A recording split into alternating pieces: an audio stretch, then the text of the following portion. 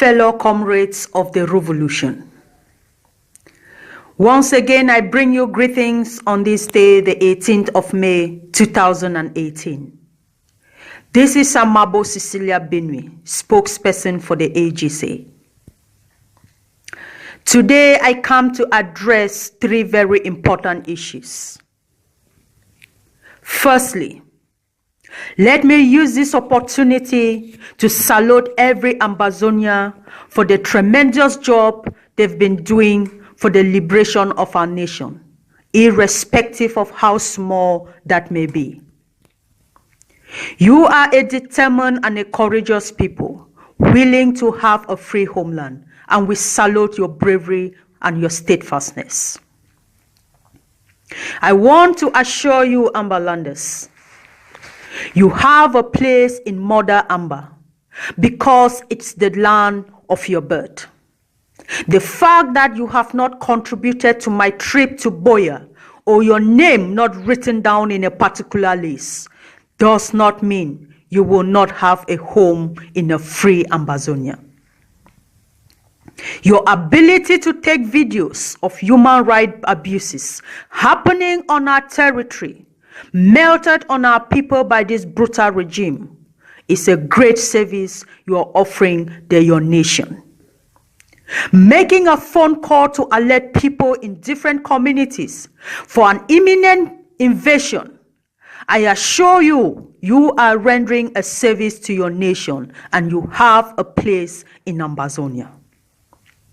If yours is to take pictures, jump into a burning house to save a dying brother or a sister in a house that has been put on fire by these wicked forces, I assure you, you have a place in Ambazonia. If yours is to fund ground forces, feed refugees, open your homes to fleeing comrades, I say to you once again, comrades, you have a place in Ambazonia. If your contribution towards this fight is only to transport people to safety, you have rendered a great service to your nation, and I assure you once again, you have a place in Ambazonia. Everyone who has sacrificed a means of livelihood for trying to render services to the people of Ambazonia, lost a leg or an arm in the process, you have a place in Mother Amba for the services you're rendering to your nation. You have made sacrifices to your nation that others couldn't. You don't need to have your name written down in any list before you will have a place in a free Ambazonia.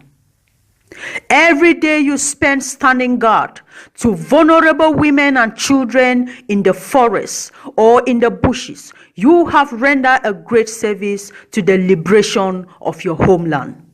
And I assure you, you have a place in Ambazonia. Your services are appreciated, especially those of you on ground zero.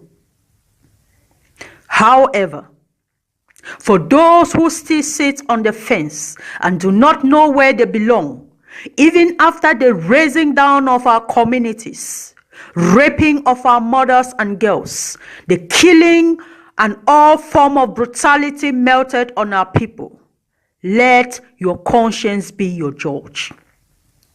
If you are financially buoyant, a daughter and a son of the soil, and refuse to rise to the rescue of your compatriot in the days of the adversity, I assure you, rescue will come from elsewhere and your conscience will be your judge. Secondly, I want to talk to us on the issue of 20th May celebration.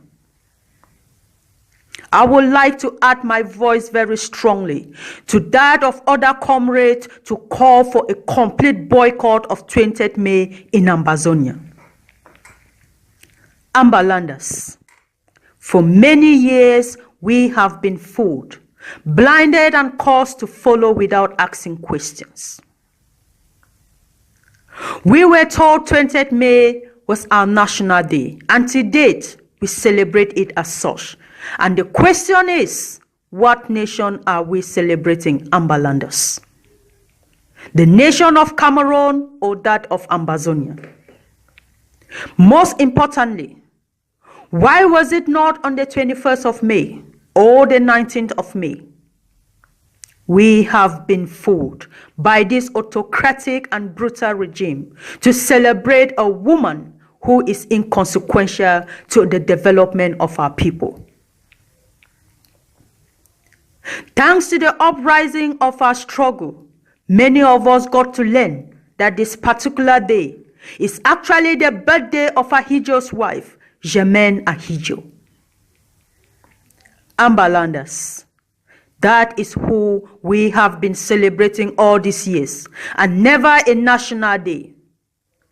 We have been living in a lie the very day we accepted to be part of these people, and we must stop the legitimization of lies in this struggle, lest we be a nation with the foundation structured on lies. Bravo to us all today. We can say, never again shall we be fooled as a people. Participating in something as diabolic as such will be an act of legitimizing the occupation of our territory, and undermining the hundreds of lives lost in Ambazonia, the thousands hiding in bushes, and the hundreds of thousands made refugees in foreign lands. Ambalanders, we had a massive boycott last year, and we should have an even bigger reason to do it this year, and more effectively. Our parents didn't die because we didn't march. Our sisters and mothers were not brutally raped because we didn't march. Our people are not slaughtered on a daily basis because we didn't march. They were murdered simply because we said no more assimilation, no more colonization, and no more legitimization of a forced union that never happened in the first place. Give them no reason, my people, to practice their firing tactics on us with live bullets as they did on the 22nd of September and the 1st of October 2017. We will not save them the heads of our youth in a plate for termination. This is my message to the church. We have read a communique issued by the Assisting Senior Divisional Officer for Southern Region, ordering the churches to adjust their church services, or in other words, sideline church services for people to go and march for 20th May. May I remind the church that the house of God is not the parliament of La République du Cameroun, where they can do and undo at will as it's done with their constitution. The church should not compromise its position to satisfy the selfish desires of the wicked regime.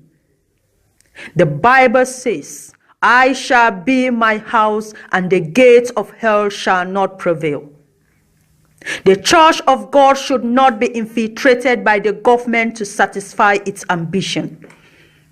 The slaughter has not excluded the churches and its ministers, and so the churches should beware not to be deceived by bloodsuckers to push our people to their death. Ambalanders, we do not need an angel from heaven to come down and reveal to us the level of oppression and belittleness of our people by this monster regime. Those Ambazonians who have refused to come out of slavery will die in their slavery by the hand of their slave master. How do you explain the fact that governors of both the northern zone and southern zone all come from neighboring La République du Cameroun? And the same goes with the senior divisional officers in both regions. How can they continue to sit and eat breadcrumbs, whereas they can comfortably sit and dine on the table with their own? However, that is their problem.